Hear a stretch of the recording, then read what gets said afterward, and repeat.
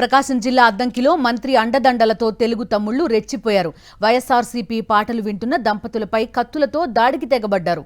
అద్దంకి మండలం కలవకూరులో లక్కిరెడ్డి వెంకటేశ్వర్లు, మల్లీశ్వరి దంపతులు తమ పొలంలో పసుపు పంట కోసుకుంటూ వైఎస్ఆర్సీపీ పాటలు పెట్టుకున్నారు. అదే గ్రామానికి చెందిన టీడీపీ కార్యకర్త తన్నీరు శ్రీహరి, జగన్ పాటలు పెట్టుకుంటారా, మీకెంత ధైర్యం అంటూ తమపై దాడి చేశారని బాధితురాలు మల్లీశ్వరి వాపోయింది. అంతేకాదు తనతో శ్రీహరి అసభ్యంగా ప్రవర్తించాడంటోంది. ఎవరికి చెప్పుకున్నా, ఎంతమంది వచ్చినా తననెవరూ ఏం చేయలేరని దౌర్జన్యం చేశాడంటోంది. పోలీస్ స్టేషన్కు వెళ్లి ఫిర్యాదు చేసినా పోలీసులు తమ ఫిర్యాదు తీసుకోలేదని మల్లీశ్వరి ఆవేదన వ్యక్తం చేశారు.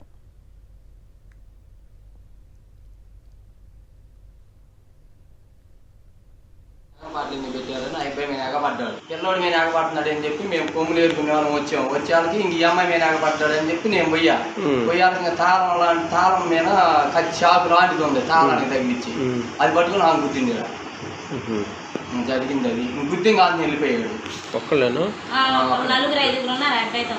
ఉన్నారు కానీ వాళ్ళు రాలేదు, వాడు అక్కడే వచ్చింది.